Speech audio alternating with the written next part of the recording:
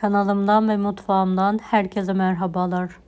Bugün sizlere nane ile sizi memnun bırakacak şahane bir tarif ile geldim. Tarifimize ilk olarak nanemizi hasat ederek başlayalım. Bir tutam naneye ihtiyacımız var.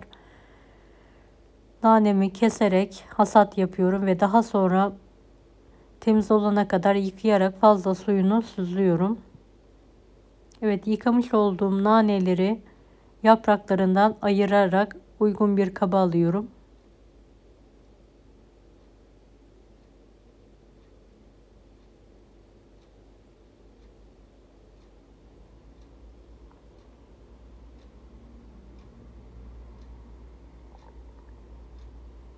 Videomu bu kısma kadar izlediyseniz yorum kısmına herhangi bir emoji bırakırsanız bana destek olmak için sevinirim.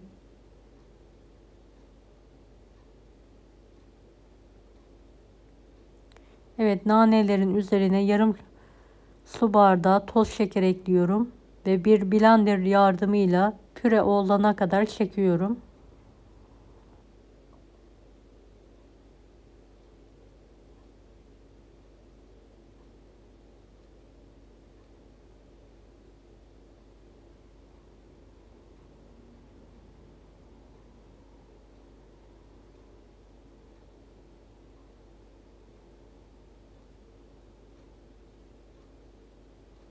...100 gram yumuşak tereyağı, bir adet yumurta ekliyorum ve blenderla çekmeye devam ediyorum.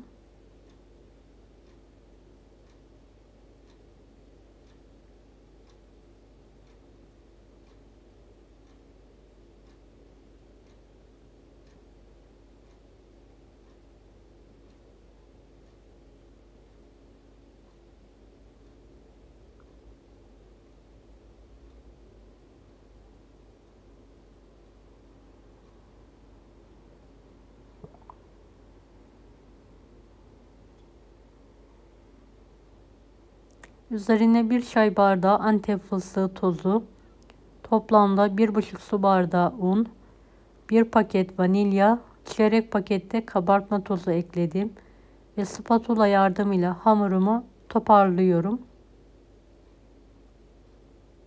Dilerseniz Antep fıstığı kullanmayabilirsiniz.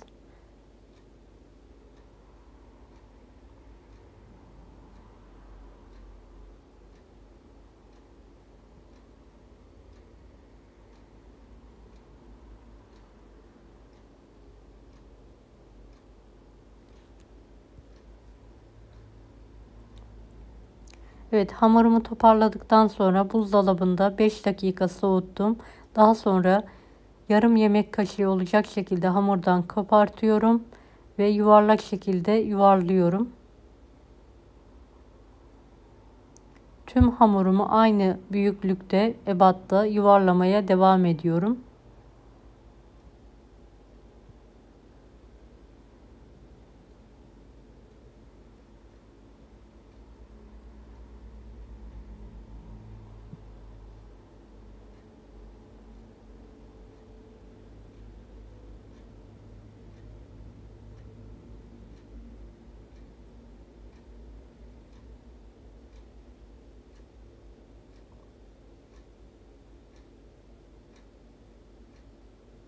Evet, son hamurlarımı da şekil vererek tepsiye aralıklı olacak şekilde diziyorum.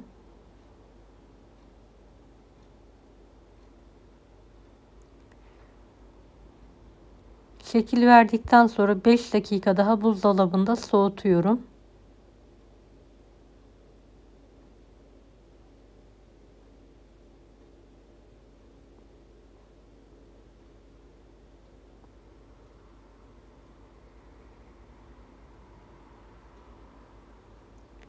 Önceden ısıttığımız 180 dereceli alt üst fırının orta rafında 15 dakika pişirmeye bırakıyorum.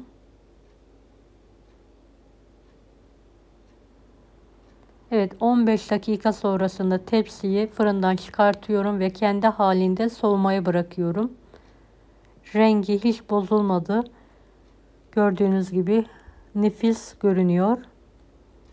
Evet, kendi halinde soğumaya bıraktıktan sonra servis tabağına alarak ikramı hazırlıyorum. Rengi, kokusu, lezzeti o kadar güzel oldu ki mutlaka denemenizi tavsiye ederim. Çay saatlerine çok yakışacak. Bir nanenin bir hamura bu kadar lezzet vereceğini hiç düşünmüyorum. Gerçekten muhteşem bir lezzet oldu. Mutlaka denemenizi tavsiye ederim. Deneyecek olanlara şimdiden kolaylıklar dilerim. Kanalıma ücretsiz abone olmayı unutmayın. Bir dahaki videolarda görüşmek üzere. Allah'a emanet olun. Hoşça kalın. Daha farklı tarifler için bunları da izlemeyi unutmayınız.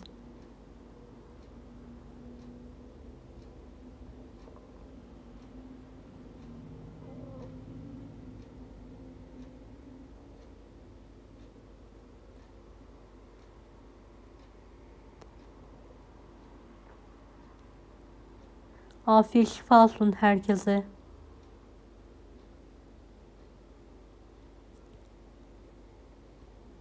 Evet, yumuşacık, mis kokulu, şahane bir kurabiye oldu.